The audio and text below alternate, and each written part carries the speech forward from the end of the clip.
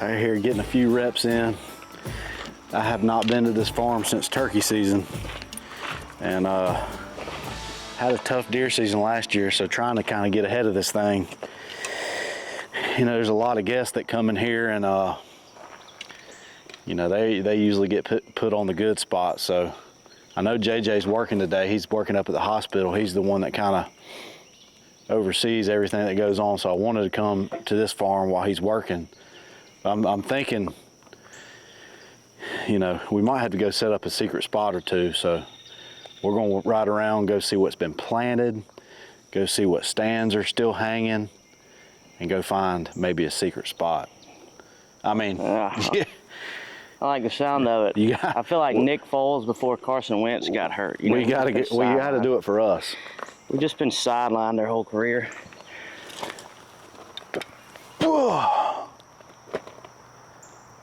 Not used to this. I've been guilty as anybody about waiting until August to start shooting, but I'm trying to get ahead of that this year. I'm gonna start shooting early. Start shooting early, test out a bunch of different broadheads, mechanical and fixed blades. A little rusty. Like the 9th grade JV kids, when the senior gets hurt and we get caught up. They call me Hurston Waldrop of the hunting league. Easy now. Big flamethrower.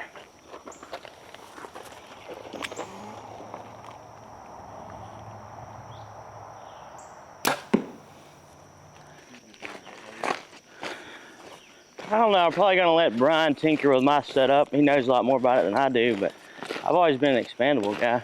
Just because the flight you get is more similar to your field tips. So this broadhead right here is this is actually a crossbow head, but it's a Q80 Exodus.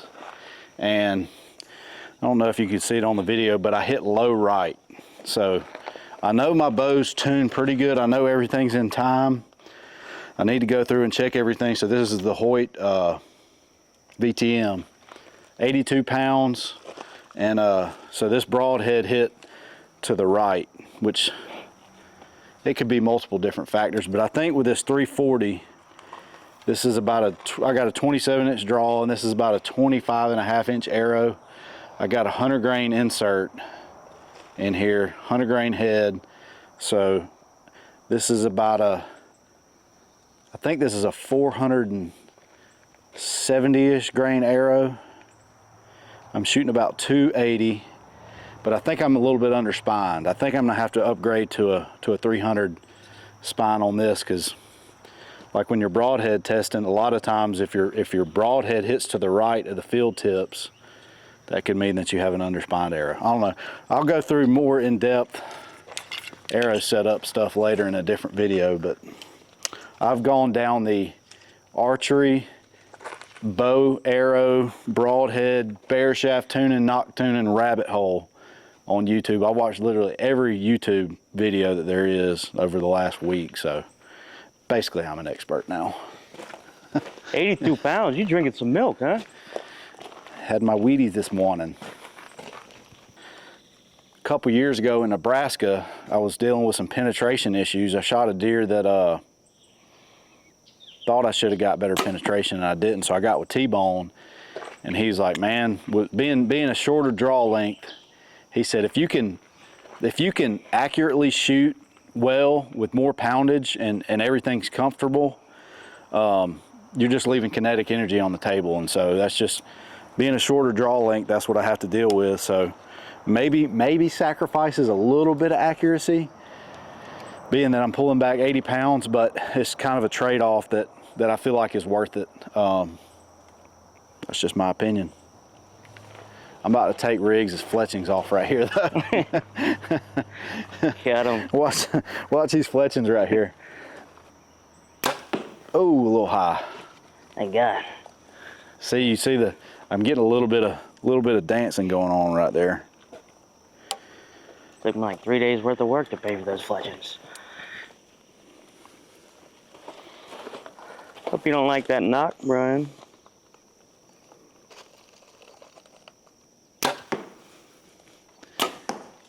Ooh, left. Oh.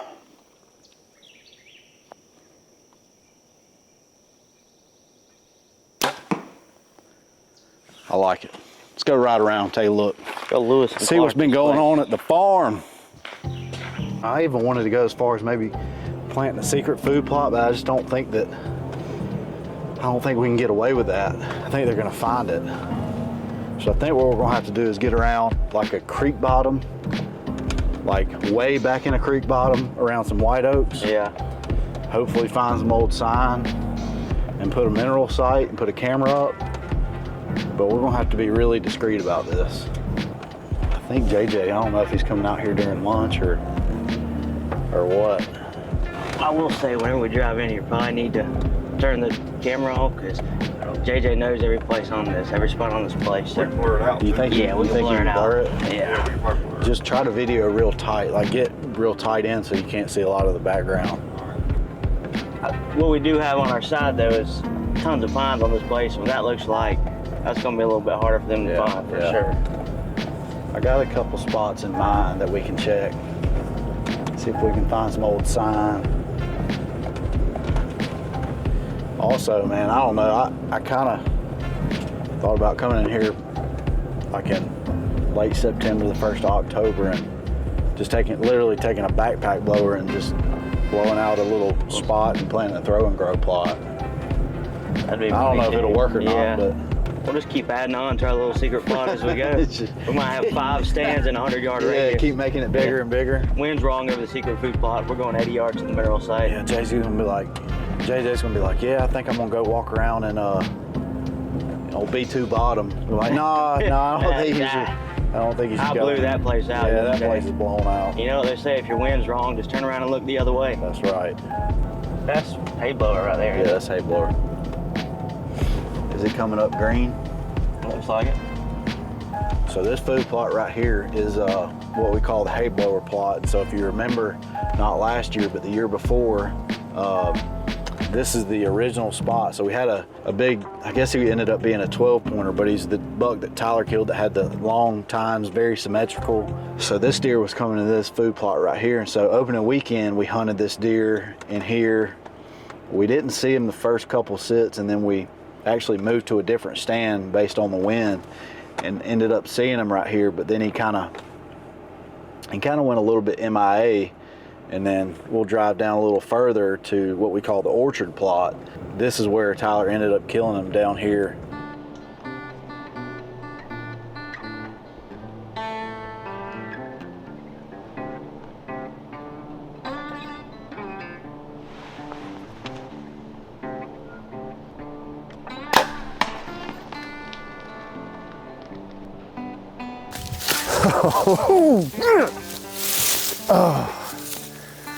Old hay blower. Good night. Say something about Pitts and how he's on the property line on other property, and we could actually probably sneak over there on him too.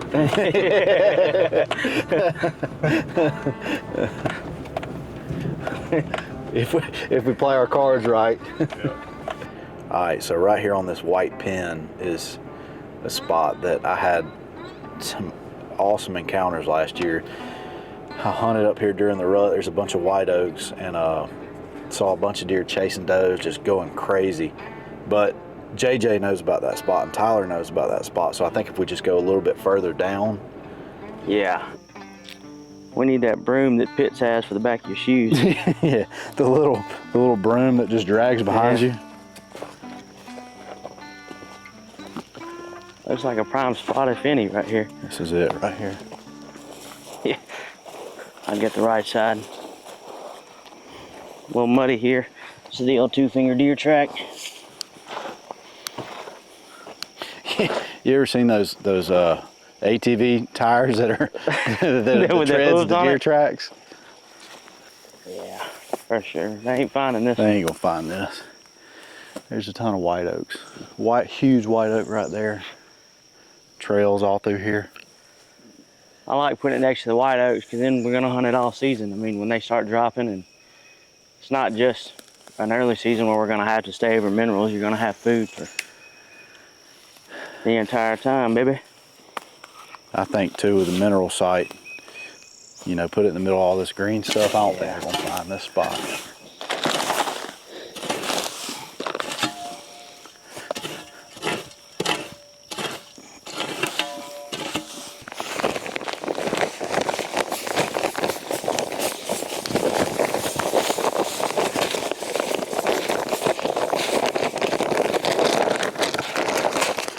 That ought to do it. That looks pretty good right there, Riggs.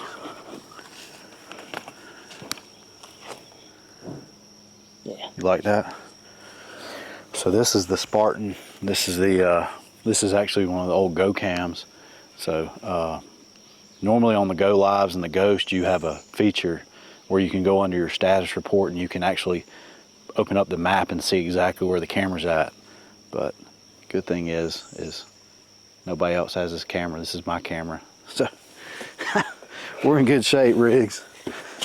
We're in good shape. I like it. That's the spot right there. I mean, so we got this big white oak right here. I think we can hang a tree stand right on top of that hill, don't you think? Yeah. But I don't even want to hang a stand in here until we get ready to hunt. I don't want to leave any more evidence, you know? I like it. I don't even like that stripe being green on the camera, but we'll live with it for now. We'll live with that. I like it.